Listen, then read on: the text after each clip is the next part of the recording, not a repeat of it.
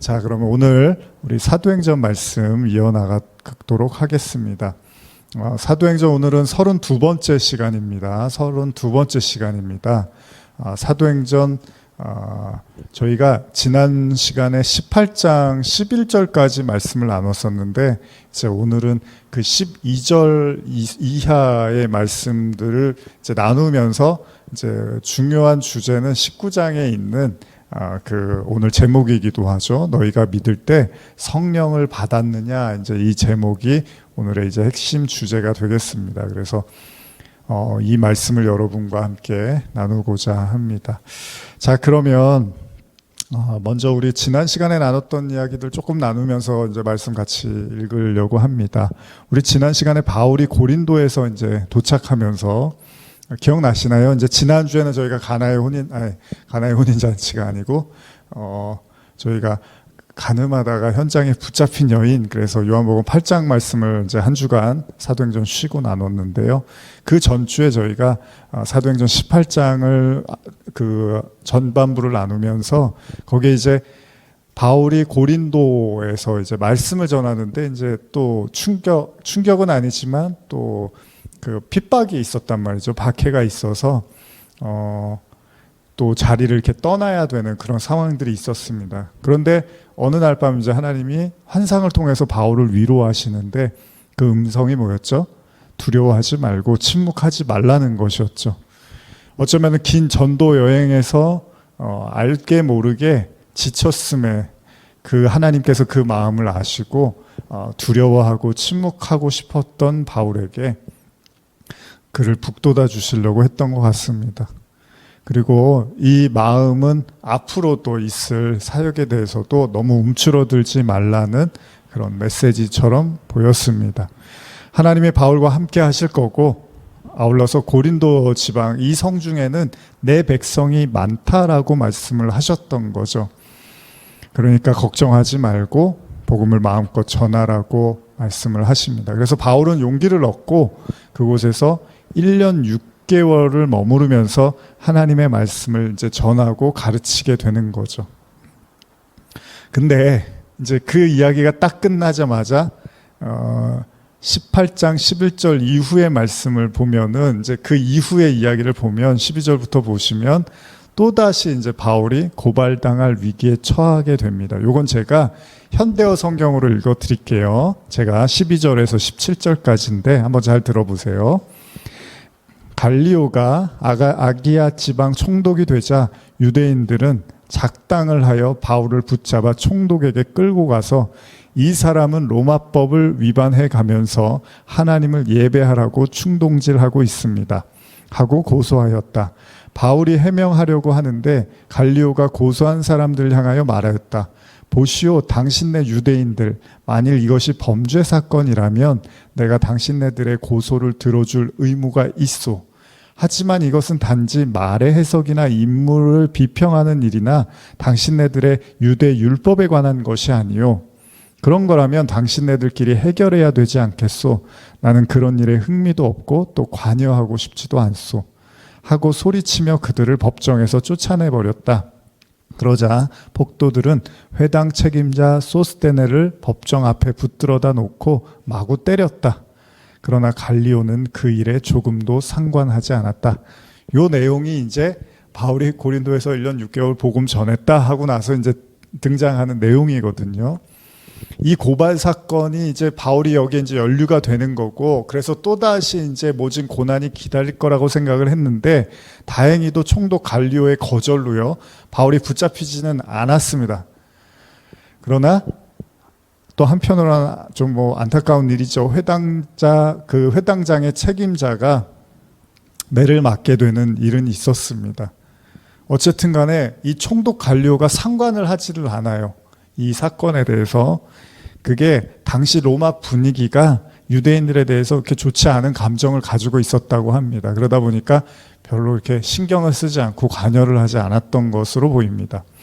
어쨌든 바울은 하나님의 환상처럼 다시 자유의 몸이 돼서 복음 전파를 계속하기 위하여 에베소로 향하게 됩니다. 그리고 그곳에서 잠시 복음을 전한 후에 예루살렘으로 간 후에 다시 안디옥에 도착을 하게 되고요. 그곳에서 제자들의 믿음을 돕기 위한 일을 하였다고 기록하고 있습니다. 참 바울이 바쁘게 움직입니다. 계속해서 복음을 위해서 분주하게 움직이고 있는데, 여기 제가 오늘은 깊이 나누진 않지만 바울이 예루살렘에 가야 된다고, 그래서 에베소 지역에 있었는데 거기서 짧게 복음을 전하고 갑니다. 근데 에베소 지역에서 좀 더 있어 달라고 요청을 해요. 그런데 바울이 머리를 자르고, 제가 오늘 머리를 자르고 그 원장님이 그냥 이렇게 만져주신 대로 그냥 왔는데, 그래서 헤어스타일이 왜 다르지? 뭐 그렇게 보시는 분도 있을 겁니다. 그냥 해주시는 대로 왔습니다. 오늘은 원래 제가 이렇게 다시 손을 쓰는데, 어쨌든 바울이 머리를 자르고 머리를 민다고 표현하고 있는데 성경에는, 그리고 나서 예루살렘에 가야 된다고 하고, 그리고 나서 다시 예루살렘에 갔다가 안디옥에 왔다가 뭐 이런 이제 경로를 밟게 됩니다. 예루살렘에 이제 가야 되는 일종의 서원 같은 것들이 있었던 것 같아요. 근데 그 내용은 제가 오늘은 깊이 나누지는 않을 텐데요. 어쨌든 바울이 그렇게 분주한 발걸음이 이제 있었습니다. 그리고 성경이 이제 오늘 알렉산드리아 출신의 유대인 아볼로에 대한 이야기를 하기 시작을 합니다. 이 사도행전 18장 24절 이하를 보시면 이 아볼로라는 사람이 등장을 하고, 바울이 에베소를 떠난 후에 에베소를 방문한 것으로 보이는데, 그러니까 이제 앞으로도 읽겠지만은 18장 말미에서 에베소에서의 아볼로와 바울의 만남이 성사되지는 않습니다. 다만 19장을 시작하면서, 그러니까 그 하반절은 잠깐 접어두고요, 19장을 시작하면서 이 바울이 다시 등장을 하는데, 그러니까 아볼로 이야기가 24절 이하에 나오다가 이제 아볼로하고 브리스길라와 아굴라 이야기가 나옵니다. 그러다가 다시 19장에서 바울이 등장하는데, 이 아볼로와 관련된 매우 중요한 질문을 던지게 되는 거죠.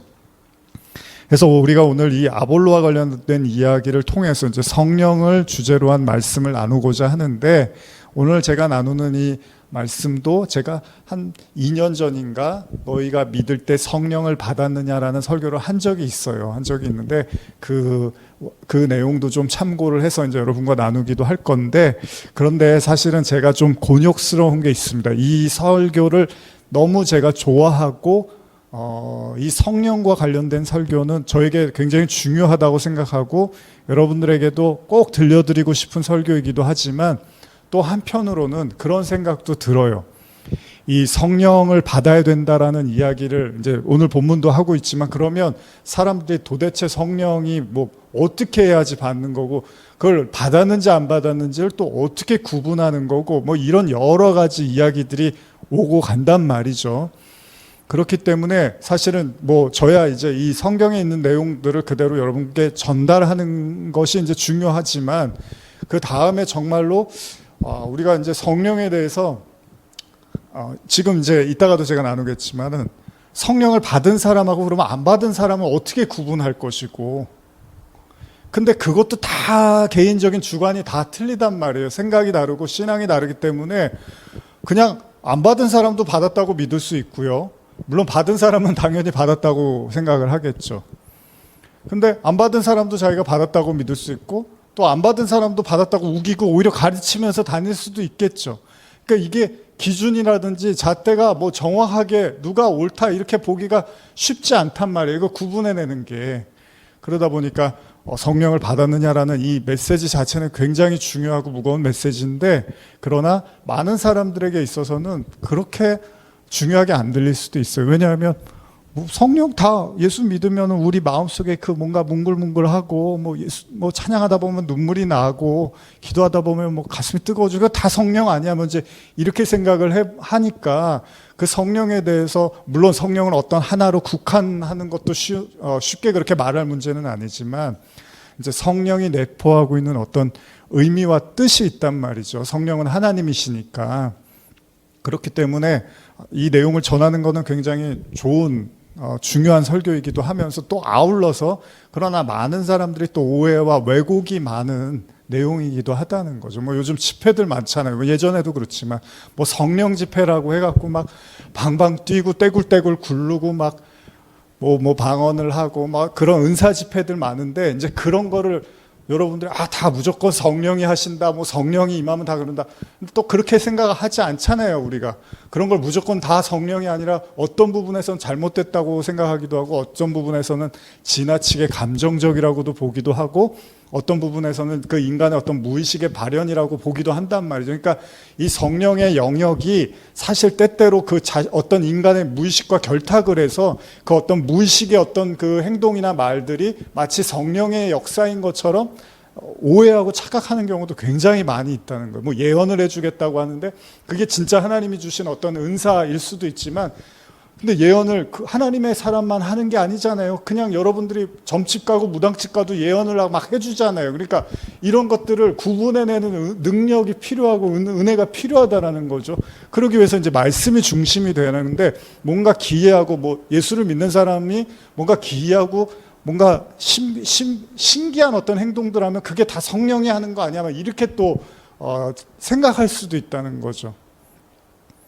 그래서 이 성령에 대해서 저도 그 성령을 통해서 물과 성령으로 거듭나는 이 니고데모에게 하신 이 말씀 굉장히 중요하게 여기고 강조도 하지만, 또 동시에 많은 사람들이 성령에 대해서 어떤 경우에는 굉장히 가볍게 생각을 하기 때문에 그냥 다 모두가 우리 예수 믿었으니까 다 성령이 우리 안에 계시지, 이제 이렇게 또 생각하고, 그러다 보니까 모든 말과 행동들이 다 성령이 하시는 거야, 뭐 좀 신기한 일이 일어나면 다 성령이 하는 거야, 이렇게 오해하기도 한다는 겁니다.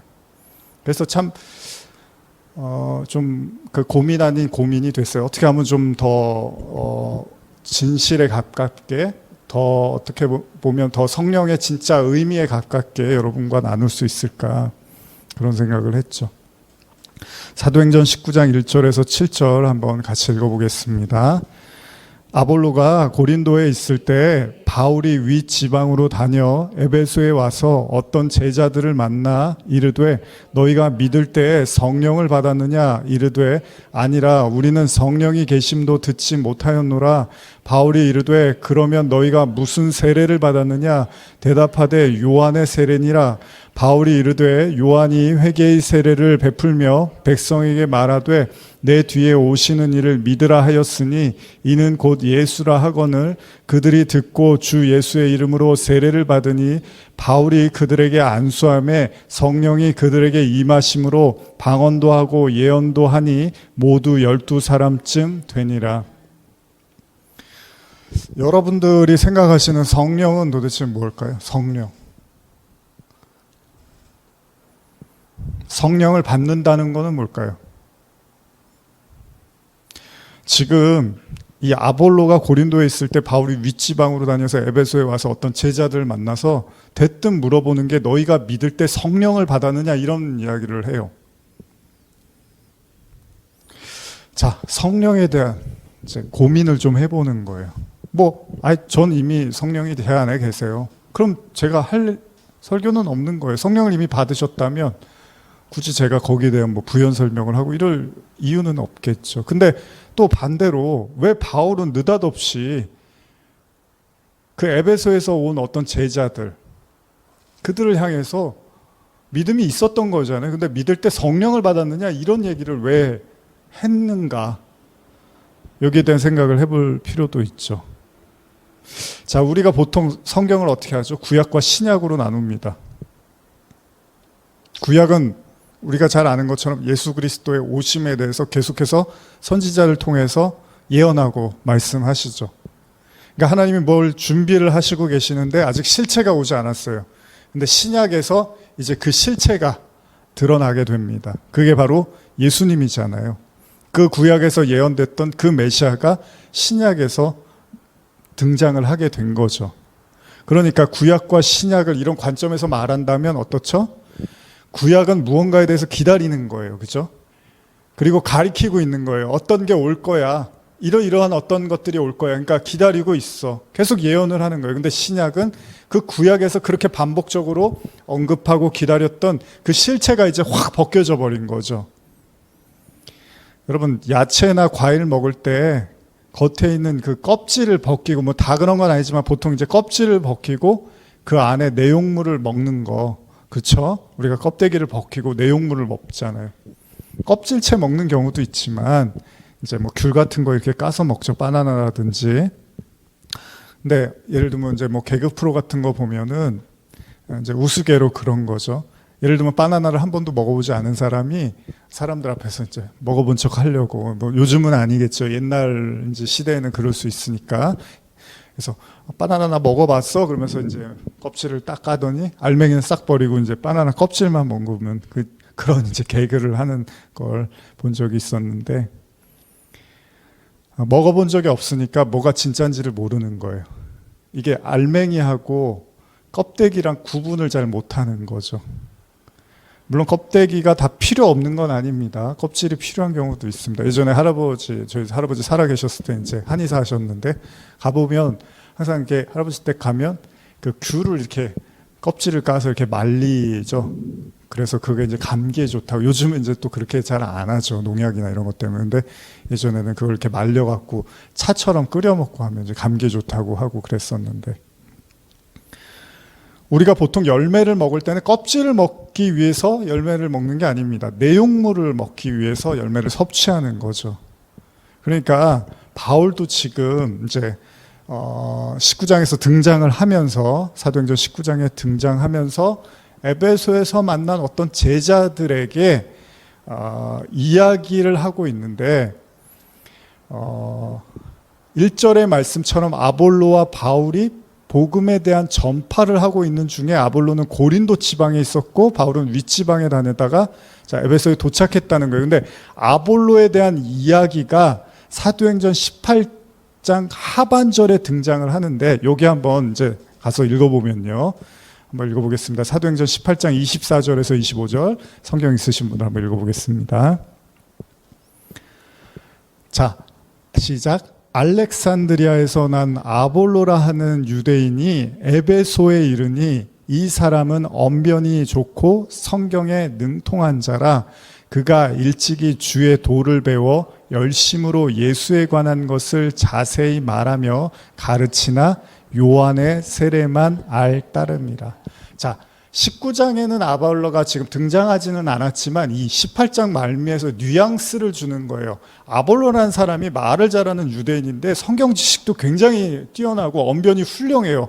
그런데 주의 도를 배웠어요. 주는 누구예요? 하나님이 아니라 예수 그리스도를 알고 있다는 거잖아요. 예수에 관한 것을 자세히 말하면서 가르치는데 요한의 세례만 알고 있다고 해요. 자, 이 18장에서 이 내용을 깔고서 19장으로 올라가면서 갑자기 성령을 받았느냐, 이제 이 얘기가 나오는 거예요. 그러니까 아볼로하고 무관하지 않다라는 거잖아요, 이 내용이. 그런데 이 아볼로가 이제 뭐 당시 소위 말하는 그 철학적인 사람, 굉장히 그 학문적이고 지적이고 철학적인 사람으로 보입니다. 그런데 말도 잘해요. 그러다 보니까 뭐 사람들이 많이 따랐겠죠. 그리고 예수를 전했으니까 당연히 믿는 사람들도 생겨났겠죠. 근데 석연치 않은 내용이 뭐예요? 다 잘하는데, 예수까지 가르치는 아주 훌륭한 사람인데, 문제는 그가 요한의 세례만 알고 있다라고 이야기를 합니다. 다시 말하면 아볼로가 고린도 교회에 굉장히 많은 영향을 끼쳤을 수도 있습니다. 심지어 나중에 고린도서 보면 나는 아볼로파다, 뭐 나는 바울파다, 이런 얘기가 나와요. 그래서 싸운단 말이에요. 그런 거 가지고. 뭐 예수파다, 막 이런 거 가지고. 그래서 바울이 그러죠. 정말 중요한 건 심고 물을 주는 것보다 하나님이 자라나게 하시는 하나님이 위대하신 거야, 이런 얘기도 해요.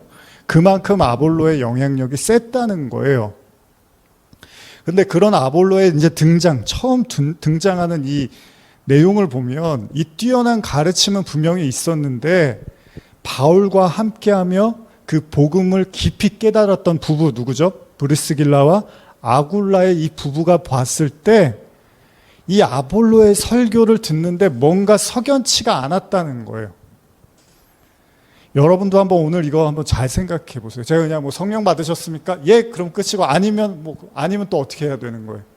그러니까 여러분들이 오늘 이 말씀 들으시면서 한번 여러분들에게 어떻게 보면 스스로 여러분들이 한번 질문하면서 생각하는 시간이 됐으면 좋겠어요. 그들이 설교를 듣고 있는데 뭔가 부족한 거예요. 뭐 여기 기록된 것처럼 요한의 세례만 안다, 뭐 이렇게 또 이야기를 하는데, 그래서 다음 구절 한번 읽어볼게요. 26절에서 28절인데 시작. 그가 회당에서 담대히 말하기 시작하거늘 브리스길라와 아굴라가 듣고 데려다가 하나님의 도를 더 정확하게 풀어 이르더라. 아볼로가 아가야로 건너가고자 함을 형제들이 그를 격려하며 제자들에게 편지를 써 영접하라 하였더니 그가 감에 은혜로 말미암아 믿는 자들에게 많은 유익을 주니 이는 성경으로서 예수는 그리스도라고 증언하여 공중 앞에서 힘있게 유대인의 말을 이김이로라. 자, 결국 보다 못한 브리스길라와 아굴라가 아볼로에게 더 정확한 도를, 하나님의 말씀을 풀어서 이르더라라고 기록이 되어 있어요. 하나님의 말씀을 더 정확하게 풀어서 이야기해 줬다고 이야기를 하고 있습니다. 사실 성령에 관한 구절들은 너무나 많고요. 제가 자주 인용했던 구절은 성령은 하나님의 그 깊은 것까지 통달한다라는 말씀이 있죠. 그리고 최근에 제가 자주 하는 이야기가 바로 예수님이 제자들에게 뭐라고 하죠? 너희가 지금 내가 하는 이야기를 알 수 없지만 성령이 오시면 그제서야 생각나고 깨닫게 될 거다라는 이야기를 하죠. 그런 이야기들이 다 뭐죠? 하나님의 영, 말씀은 하나님의 영에 의해서 쓰여진 거기 때문에, 하나님의 성령에 감동된 사람들이 쓴 거기 때문에 성경은 성령에 감동된 사람이 읽고 깨닫고 해석할 수 있다는 얘기잖아요. 하나님의 영에 감동되지 않은 상태에서는 그 누구나 다 보고서 읽어서 알 수 있으면 그러면 성령이라는 게 별 의미가 없죠. 근데 성령이라는, 우리 아까 아버지의 마음이라는 찬양했잖아요. 나의 마음이 아버지의 마음 알아 이런 얘기 했잖아요. 그러니까 성령은 하나님이시니까 그 작가의 의도를 가장 정확하게 알 수 있는 건 그 작가밖에는 몰라요. 그래서 가끔 제가 아이하고도 농담으로 국어시험이나 시나 이런 거 소설 하면 이 의도를 근데 본인이 그렇다고 말하기 전까지는 사실 모르잖아요. 근데 그 사람들이 예를 들면 다 세상을 떠났다면 이 시는 작가가 이런 의도로 썼을, 그건 다 추측이란 말이에요. 모르는 거예요. 진짜 작가의 의도는 모르는 거예요.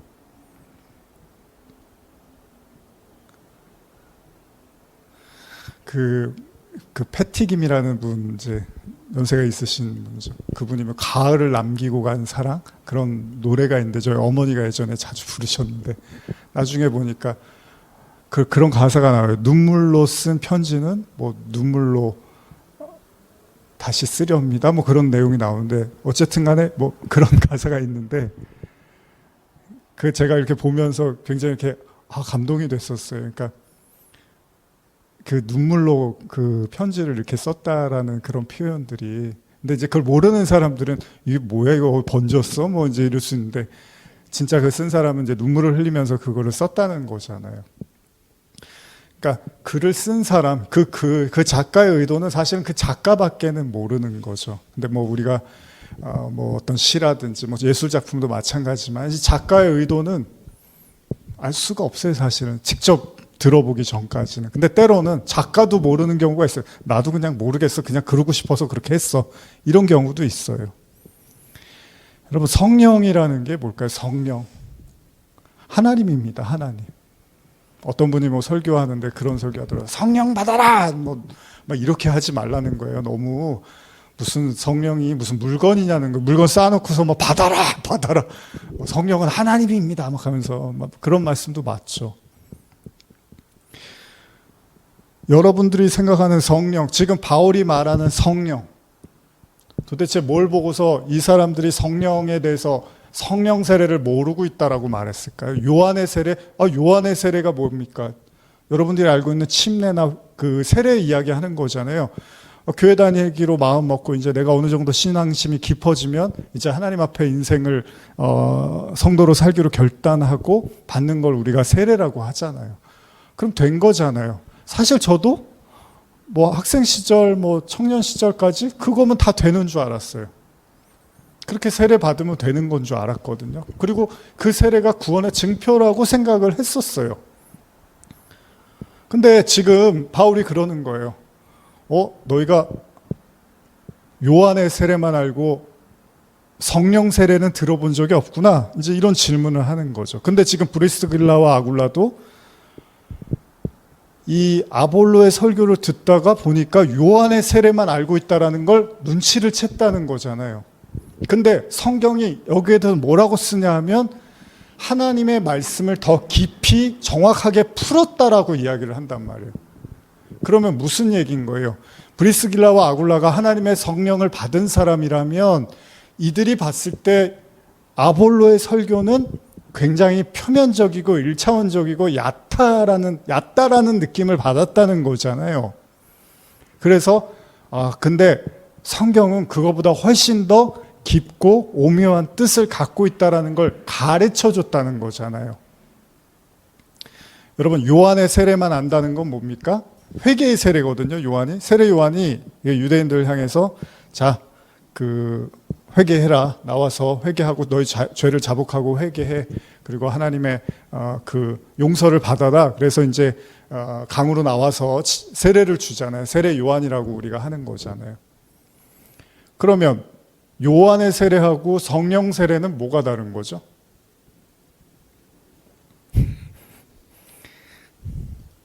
요한의 세례하고 성령 세례는 뭐가 다른 거죠? 요한의 세례를 받으면 성령 세례를 받은 거 아니에요? 여러분들이 세례 받았다는 게 성령을 선물로 받았다는 얘기 아니에요? 근데 지금 굳이 이거를 구분하고 있단 말이죠. 요한의 세례만 알고 있구나. 성령 세례를 모르고 있구나. 우리가 흔히 개구리 올챙이적 생각 못한다는 말 하는데요. 무슨 얘기냐면요. 요한의 세례를 알고 있는 사람은 요한의 세례가 전부인 거예요. 그쵸? 근데 그 다음 어떤 성령의 세례라는 걸 경험한 사람은 요한의 세례가 다가 아니야 라고 이제 얘기를 해줄 수가 있는 거죠. 우물안 개구리라는 말도 그런 거잖아요. 개구리는 올챙이 쪽이 있는데 이 올챙이가 결국 개구리가 되는 거잖아요. 근데 아직 개구리가 돼보지 않은 사람은 올챙이가 전부 올챙이처럼 우리가 살 거라고 생각을 하는데 나중에 개구리가 된 사람은 이거는 올챙이인데 이제 이렇게 개구리가 있어. 개구리로 변해. 이렇게 말을 해줄 수가 있는 거죠. 여러분들이 알고 있는 복음이요. 10년 전, 예를 들면 20년 전의 복음하고 지금하고 별 차이가 없으십니까, 혹시? 여러분들의 요한의 세례를 받은, 여러분들과 제가 잘 알고 있는 장로교든, 침례교든, 성결교든, 감리교든, 거기서 세례든 침례를 받았어요. 그때 여러분들이 알고 있는 복음과 지금 여러분들이 알고 있는 복음이 별 차이가 없나요, 혹시? 만약 그렇다면 여러분들도 요한의 세례만 알고 있는 건 아닐까요? 왜냐하면 요한의 세례와 지금 성령의 세례를 구분을 해서 말을 하고 있단 말이죠. 브리스길라와 아굴라 그리고 바울도 마찬가지고요. 그러니까 뭔가 대단한 변화라든지 엄청난 무언가 변화를 감지한 사람들에게 이거는 예전 거야. 이게 다가 아니야 라고 말을 해줄 수가 있는 거잖아요.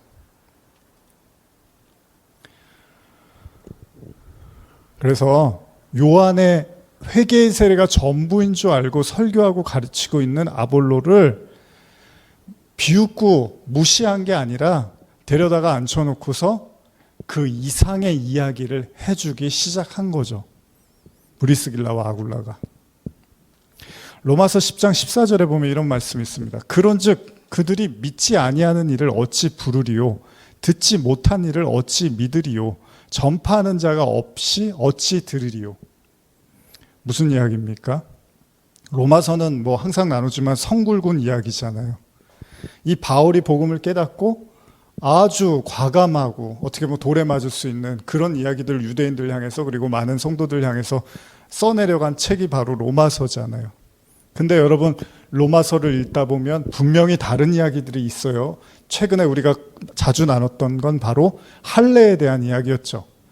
할례를 유대인들은 그냥 몸에다가 육체에다가 하는 것으로 규정하고 이것이 전부라고 여겼는데 바울이 복음을 깨닫고 소위 성령의 세례를 받았다고 보는 거예요.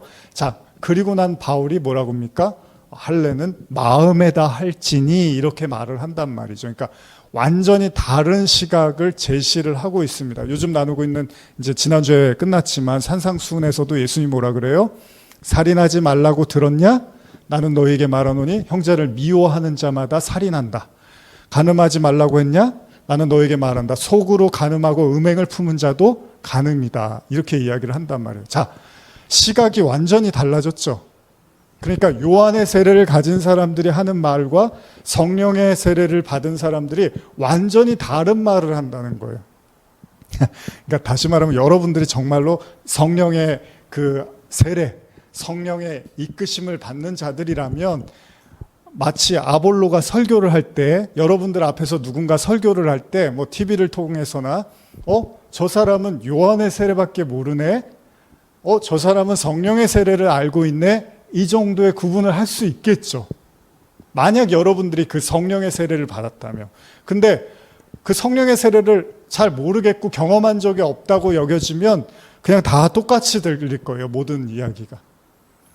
왜? 내가 요한의 세례만 알고 있으니까 그게 전부잖아요. 그러다 보니까 모든 이야기를 다 하나로 들을 거예요. 근데 절대 그렇지 않습니다. 바울이 로마서를 쓰면서 여러분들이 로마서를 진지하게 보시면 완전히 그 율법에 대해서 새로운 접근과 해석을 하고 있습니다. 그거는 바울이 똑똑해서 공부를 많이 해서 지금 아볼로처럼요, 철학적이고 학문적이고 성경에 능통해서 그렇게 해서 바울이 그런 책을 쓸 수 있는 게 아니라는 거예요. 이건 하나님의 성령의 조명이 없이는 그걸 깨달을 수도 알 길이 없다는 거죠. 근데 그거를 바울도 그렇고 브리스길라와 아굴라도 그렇고 그 성령에 대해서 세례를 경험한 그들이 봤을 때 아볼로는 요한의 세례에서 멈춰 있더라는 거예요.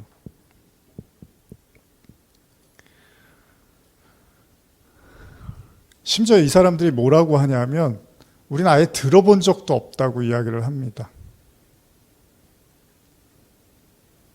한 번도 들어본 적이 없다고 이야기를 해요.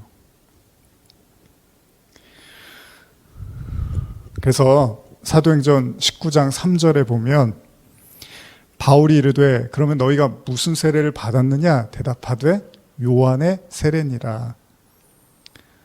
그러니까 이게 전부입니다. 제가 알고 있는 세례는 이게 전부입니다. 이렇게 얘기를 하는 거예요.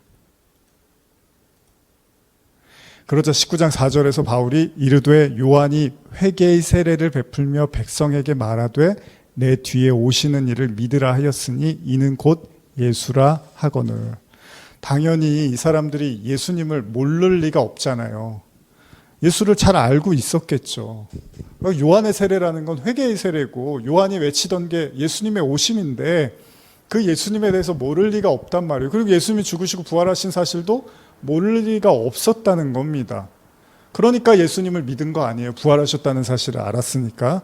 그런데도 불구하고 바울이 무엇을 느꼈기 때문에 이들에게 너희가 성령을 받았느냐라고 물어봤겠냐는 거예요.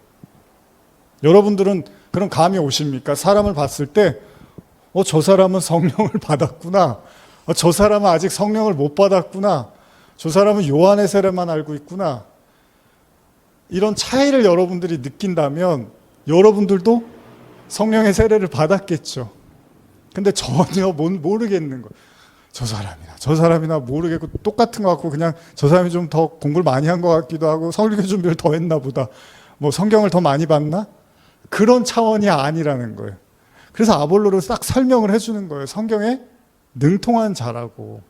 근데 그 능통한 아볼로도 닿을 수 없는 어떤 해석과 깨달음이 있더라는 거예요. 그거는 성령이 아니면 안 된다고 지금 이야기해 주려고 우리에게 이런 본문을 주시는 거죠. 아볼로 역시도 요한의 세례만 알고 있었지만 그는 주의 도를 열심히 배워서 예수에 관한 걸 자세히 가르칩니다. 얼마나 좋습니까? 자기가 알고 있는, 그래서 제가 항상 그러는 거예요. 이게 뭐 신앙이 깊든 적든 그것보다 내가 아는 만큼 전하고 나누는 게 중요하죠. 왜냐하면 제가 여기서 여러분 성령을 받으셨습니까? 그래서 아니요, 안 받은 것 같아요. 그러면 제가 뭐 안수하면 성령이 임하면 좋겠지만 성경처럼 그렇게 해서 성령이 꼭 임하는 게 아니란 말이죠. 그리고 하나님이 정하신 때라는 게 있단 말이에요. 사람에게 오순절 다락방에서 성령이 임하던 것처럼 각기 사람마다도 하나님의 정한 때가 있다라는 겁니다. 그래서 안 받으셨으면 나오세요. 제가 안수해 드릴게요. 이럴 문제만은 아니라는 거예요. 어쨌든 간에 이 바울이 봤을 때 대단한 사람이고 훌륭한 사람이고 그 제자들도 그렇지만 안타까운 건 그들이 아직 성령에 대해서 알지 못했다는 거죠. 제가 한번 주석을 읽어드릴게요. 성령이 있음도 듣지 못했다라는 이 제자들의 말에 대한 주석의 내용인데요. 참 이 내용은 할 얘기가 많은데 이게 세미나처럼 해야 될 내용인데 어쨌든 시간 이제 좀 마무리할 시간이 오고 있어서 한번 들어보세요. 이들의 대답에 바울은 뜻밖이라는 표정을 지었을 것이 분명하다. 왜냐하면 성령을 받지 않고서는 주석에 이렇게 나와 있습니다. 성령을 받지 않고서는 예수를 진정 믿는 자라고 말할 수가 없기 때문이다. 아울러 이들이 성령이 있음을 듣지도 못하였다는 것은 요한의 세례조차 제대로 이해하지 못하였음을 반증한다. 왜요? 요한이 분명히 자신의 뒤에 오시는 이에 대한 이야기를 했단 말이죠. 요한은 분명히 자신은 물로 세례를 주지만 자기 뒤에 오시는 분은 불로, 성령의 불, 성령 세례를 베풀 거라고 가르쳤기 때문인데 그럼에도 불구하고 성령에 대해서 들어본 적이 없다고 이야기를 하는 거예요. 성령의 중요성조차도 전혀 인식을 못했다는 거예요. 근데 문제가 있어요, 여러분. 그럼 오늘날 성령의 중요성을 모르느냐?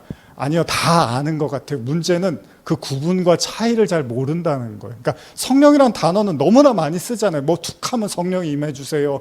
성령님 나와 함께 해주세요. 성령님 인도해주세요. 하나님의 다른 이름처럼 쓰고 있기 때문에 성령에 대해서 너무나 잘 알고 있고 너무나 잘 부르짖고 있어요. 문제는 정말 그 성령이 어떤 역할을 하고 있고 무엇이고 내가 어떻게 경험하고 이런 거에 대해서는 사실은 잘 무뎌 있거나 모르는 경우가 굉장히 많다는 겁니다. 그러니까 요한의 세례는 분명히 하나님께 나오기 위한 세례가 맞습니다. 그러나 그 다음 세례가 있다는 거예요.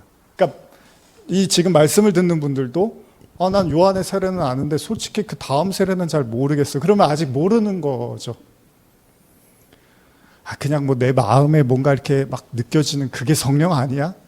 근데 그런 피상적인 것이 아니라는 거예요. 성령의 세례는. 물론 성령께서 우리 안에서도 역사하지만 우리 밖에서도 성령이 역사하시는 거니까 성령은 우리가 어떤 하나의 시점으로 규정할 수는 없습니다. 하나의 어떤 분명히 그 성령을 모를 때가 있고 그 성령을 경험하고 난 이유가 있기 때문에 성령은 늘 우리 곁에서 계속해서 우리를 위해서 중보하시고 이끌어 주시는 건 맞지만 지금 바울이 얘기하는 건 이제 그 성령이 내주에 대한 이야기를 하고 있는 거예요. 그러니까 그 성령이 우리 안에 거하는 상태에 대해서 이야기를 하는 거죠. 그래서 예수님이 뭐라 그럽니까? 니고데모에게 물과 성령으로 나지 않으면 하나님 나라에 갈 수 없다라고 아주 중요한 메시지를 요한복음 3장에서 하잖아요. 그럼 여러분들이 이 말씀을 들었을 때 그렇지, 물과 성령으로 거듭나야지 라고 여러분들이 동의를 하고 인정을 하는 그런 경우도 있겠지만 그래, 물과 성령으로 나야지, 그거 맞는 얘기지 이제 이게 그냥 피상적으로 들린다면 좀 더 진지하게 생각해 볼 필요가 있다는 거죠. 그래서 제가 예전에 이제 초기에는 제가 이런 설교들을 되게 중요하게 여기서 많이 했었는데 그때 이제 많이 인용했던 본문이 뭐냐면 로마서 8장 9절이었습니다. 한번 찾아보실까요? 이거는 로마서 8장 9절입니다.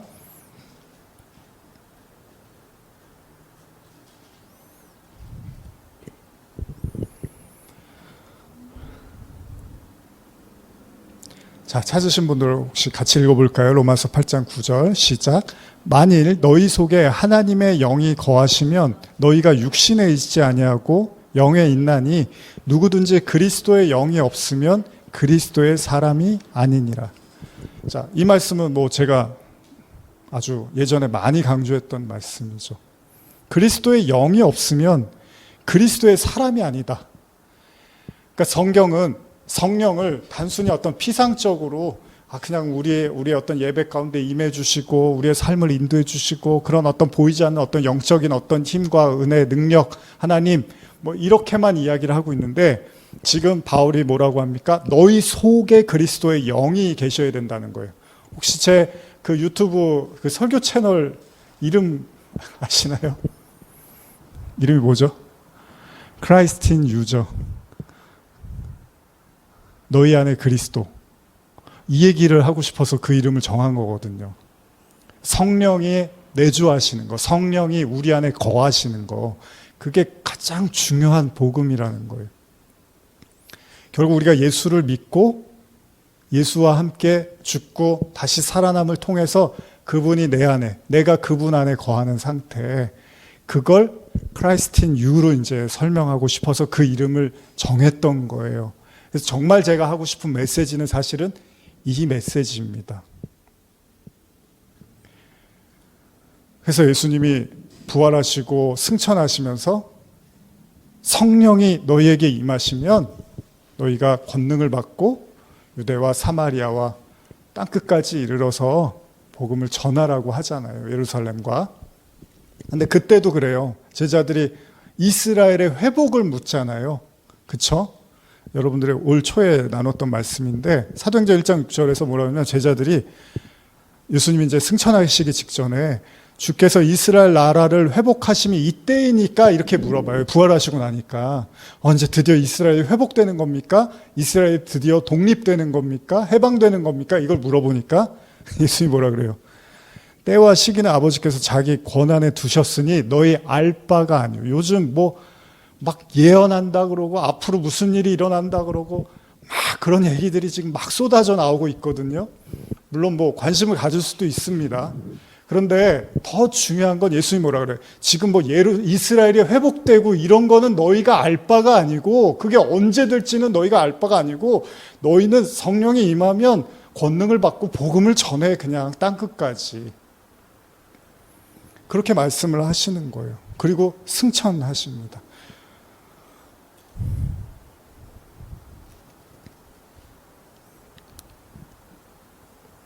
성령의 관심사는 사도행전을 우리가 나누는 것처럼 복음의 확장, 하나님 나라죠. 성령의 주된 관심사는. 그러니까 여러분들이 이런 생각도 해보는 거예요. 요한의 세례에서 그 성령의 세례라는 건 아까도 이야기한 것처럼 그 말씀을 표면적으로, 아까 제가 처음에 껍데기하고 내용이라고 이야기를 했잖아요.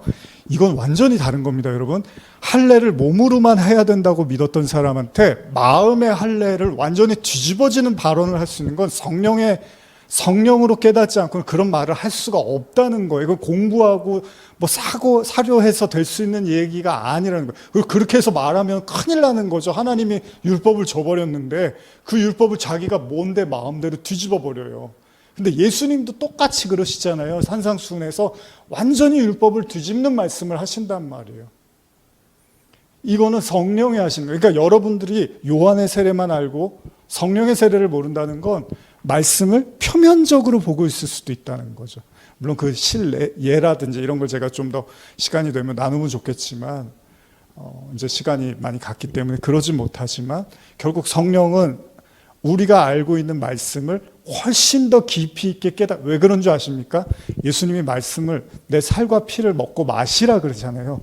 이 문제입니다. 이 요한의 세례라는 거, 그러니까 1차원적으로 말씀을 이해하면 그거를 먹고 씹어서 소화를 시키는 게 아니라 그냥 표면적으로 예를 들면 뭐 도덕이라든지 윤리적 수준으로 이해한다고들 우리가 많이 이야기를 하잖아요. 근데 그거를 주님은 말씀을 먹고 소화를 시켜서 우리 안에 거하게 하는, 지키게 하는, 그 지킨다는 게 단순히 행위로서가 아니라 그것이 말씀이 내 안에 거하게 한다라는 거거든요.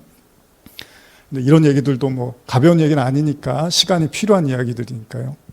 그래서 어쨌든 지난 시간들에까지 제가 그런 것들을 좀 나누려고 설교를 하려고 애를 썼어요. 오늘 낮에도 이제 예전에 했던 이 부분에 대한 설교도 한번 들어봤는데 좀 제가 이렇게 다시 들으니까 좀 이렇게 만족스럽지가 못하더라고요. 그렇다고 해서 성령을 받아라라고 할 때 그게 뭐 제 마음대로 성령을 주고 뭐 이럴 수 있는 게 아니기 때문에 그래서 또 한편으로는 마음이 좀 그러니까 진지할 수밖에 없었습니다. 로마서 8장 14절 15절 보면 무릇 하나님의 영으로 인도함을 받는 사람은 곧 하나님의 아들이라. 그렇죠? 하나님의 영이 여러분들 안에 거하면 곧 여러분들이 하나님의 아들이 되는 거고, 너희는 다시 무서워하는 종의 영을 받지 아니하고 양자의 영을 받았으므로 우리가 아빠 아버지라고 부르짖느니라. 자, 성령의 또 다른 은혜는 하나님을 아빠 아버지라고 부를 수 있는 그 종의 영에서 양자의 영으로 우리를 옮겨가는 역할을 하는 거죠. 그러니까 세 가지 정도로 성령에 대해서 나눈다면, 첫째는 하나님의 말씀을 1차원적으로 그냥 모든 사람이 알고 있는 지식과 그 학문의 수준에서 읽고 해석했다면, 성령은 완전히 다른 차원으로 더 깊은 말씀을 볼 수 있는 눈을 뜨게 하는 거고요. 두 번째는 오직 성령이 임하면 어떻게 해요? 이스라엘의 회복이라든지 이런 것들에 관심이 있는 게 아니라 그냥 복음을 전하게 된다는 거죠. 그리고 세 번째 뭡니까? 그 성령이 우리에게 임하시면 우리가 종의 영에서 양자의 영이, 그러니까 하나님이 내 아버지라는 사실을 정말로 마음으로 이렇게 믿어지고 받아들이게 된다는 겁니다.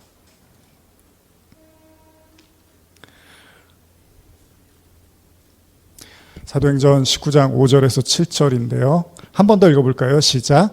그들이 듣고 주 예수의 이름으로 세례를 받으니 바울이 그들에게 안수하며 성령이 그들에게 임하심으로 방언도 하고 예언도 하니 모두 12사람쯤 되니라. 여기 12이라는 표현이 나오는데 이것만 이야기하고 이제 마무리할게요.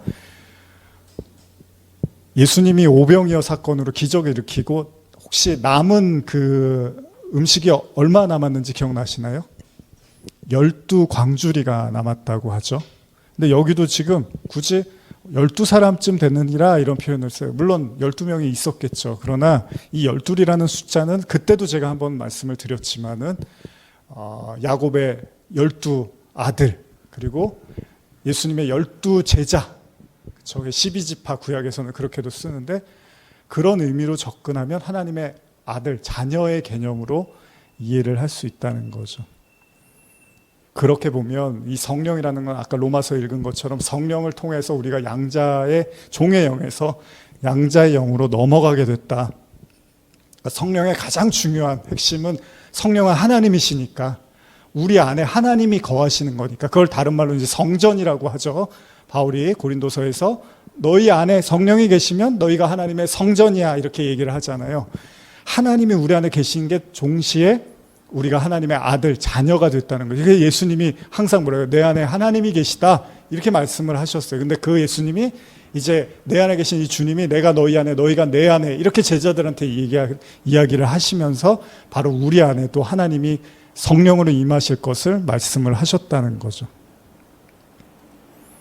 근데 여기까지 이야기하면 그래서 뭘 어떻게 하라고요?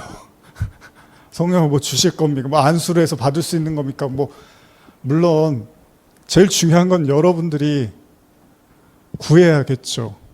제가 최근에 10처녀의 비유를 이제 설교를 했잖아요.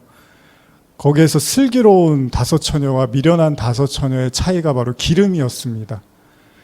그러니까 예수님이 언제 오시냐, 요즘 뭐 이제 전쟁 날 것 같고 세계 3차 대전 날 것 같으니까 이제 주님 오실 때가 얼마 안 남았다고 막 난리들이에요, 지금 인터넷이나 유튜브에서.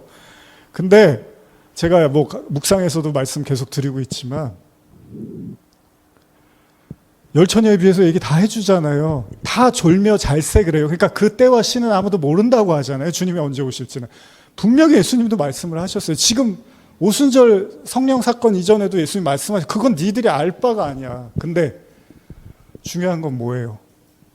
10처녀에 비해서 기름을 가지고 있는 자들만 데리고 혼인잔치로 갔다니까요. 그러니까 그 성령을 여러분들이 지금 오늘따라 이렇게 40분이 돼가는데 피곤하다, 빨리 저녁 먹어야 되는데 뭐 이런 생각 하실 수도 있지만, 사실 저는 한 10년을 이제 그런 마음으로 설교를 했던 건데, 이게 제일 중요한 거거든요. 이게 주님이 오시고 뭐 마지막 되고 3차 대전이래, 이게 중요한 게 아니라 여러분들 안에 그 기름, 그 성령이 준비되어 있어야지 주님이 오셨을 때, 그리고 여러분들이 어떤 뭐 3차 대전이 나서 뭐 멸망일 돼도 하나님 나라는 항상 열려 있는 거예요, 그들에게. 하나님의 자녀니까. 근데 뭐 나는 안 주시는 것 같고 뭐 그냥 그래, 뭐 하나님이 뭐 별로 나는 안 이쁘신가 봐, 이제 그런 생각이 들 수도 있겠지만, 제일 중요한 건 여러분들이 갈망하고 계속 부르짖고 기도해야겠죠. 아브라함은 뭐 25년 걸렸잖아요. 이삭을 낳는데. 좀 시간은 갔지만 정말 한번 오늘 뭐 제가 이렇게 효과적으로 뭐 좀 멋지고 세련되게 좀 이 설교를 잘 하고 싶은 마음도 있었지만 그렇게 또 할 만한 내용도 아닌 것 같고, 그래서 제가 마음을 비우고 이제 오늘 올라왔는데, 뭐 그래서 뭐 원고를 뭐 잘 어떻게 읽어서 뭐 이런 마음보다는 정말 여러분들이 그 성령에 대한 사모함, 그 열처녀의 비유처럼 내가 이 하나님의 이 말씀, 이 등불을 켜기 위한 이 성령을 내가 늘 기다리고 사모하고 구해야겠다라는 그런 갈급한 그런 마음의 간구가 있기를 바라는 마음이고요. 그리고 또 다른 마음은 제가 누누이 이 성령과 관련된 메시지를 전할 때 강조하지만, 난 안 주시잖아요. 나한테는 없어요. 난 모르겠어요. 그래서 그냥 삼자처럼 생각하시지 말고 분명히 성경에서 이야기를 하고 있어요. 성령을 어떻게 하나님이 주시는가에 대해서 요거를 여러분들이 꼭 기억하셨으면 좋겠어요. 그리고 올해 저희가 표어가 오직 성령이 너희에게 임하면인데, 원래 하나님이 주셨던 작년의 말씀은 누가 자녀가 생선을 달라고 하는데 뱀을 주고, 그런 말씀 있잖아요. 떡을 달라고 하는데 돌을 주겠느냐, 하물며 구하는 자에게 성령을 주시지 않겠느냐라는 말씀이 사실은 원래 하나님이 저에게 주셨던 말씀이었는데, 그걸 제가 그냥 오직 성령이라는 이제 이 말씀으로 표어를 삼았던 거거든요. 그래서 여러분들이 늘 구하고 늘 제일 여러분들의 1순위 기도 제목이 됐으면 좋겠어요. 이제 대학 때 항상 기도 제목 써내라고 하면 1번이 성령 충만이었어요. 그때는 뭐 요한의 세례만 알았을 거예요. 저도 저 딴에는 성령이 충만하다고 생각했겠지만 지금 보니까 요한의 세례만 알고 있었던 거예요. 그때는. 여러분들이 정말로 최소한 저하고 같이 예배 드리시는 분들은 정말 여러분들이 사력을 다해서 이 하나님의 성령에 대한 갈망과 기도가 정말 항상 여러분들의 최고의 기도 제목이 되었으면 좋겠어요. 그래서 여러분들이 어떤 말씀을 들었을 때 저 사람이 요한의 세례밖에는 아직 모르는구나, 아직 성령을 모르는구나, 단어를 안다고 아는 게 아닙니다, 여러분. 자, 그런 의미에서 마지막으로 사도행전 2장 38절 한번 찾아보고 확실한 성령을 주시는 방법입니다. 뭐 여러 번 봤지만 오늘 한번 더 비장한 마음으로 말씀 읽고 마치겠습니다. 사도행전 2장 38절입니다. 혹시 성경 없으신 분들은 또 잘 들어보세요. 시작. 베드로가 이르되 너희가 회개하여 각각 예수 그리스도의 이름으로 세례를 받고 죄 사함을 받으라. 그리하면 성령의 선물을 받으리니. 그러니까 이 말씀도요, 제가 여러 차례 나누는데 여러분들 가볍게 보시지 말고 한번 깊이 보셨으면 좋겠어요. 진짜 이 말씀이 무슨 의미고 내가 이 말씀을 어떻게 대해야 될까? 내가 정말 성령을 사모한다면 내가 이 말씀을 보면서 나에게 부족한 게 뭐였고 내가 아직도 하나님의 그 음성과 말씀을 잘 이해하지 못하고 있는 게 뭘까에 대해서 이 말씀 한 구절을 진지하게 깊이 생각해 보셨으면 좋겠어요. 그래요. 어쨌든 우리는 어제보다 오늘보다 내일은 더 마지막을 향해서 갈 거예요. 이 세상은. 그때 우리가 정말로 중요한 건 오늘 이 11월 1일 오늘 이 설교를 꼭 기억해 주셨으면 좋겠어요. 여러분들이 기름을 준비하셔야 됩니다. 이 성령의 기름을 준비하셔야 됩니다. 그래야지 어떤 상황이 벌어져도 우리는 그리스도 앞에서 신부로서 하나님의 나라를 맞이할 수 있습니다. 기도하시겠습니다. 하나님 아버지,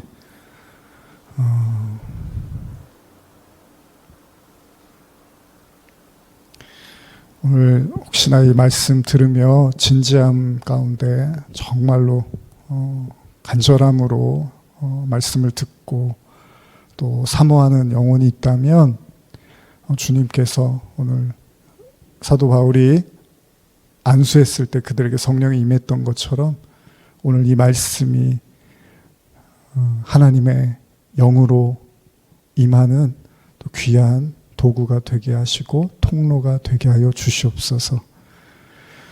하나님, 간절히 소원합니다. 우리 의와평강교회 성도 한 사람 한 사람, 그리고 말씀을 듣고 나누는 모든 사람에게 성령이 그들의 내면 안에, 그들 가운데 내주하시고 역사하시기를, 그리고 거듭나게 하시기를 간절히 기도합니다.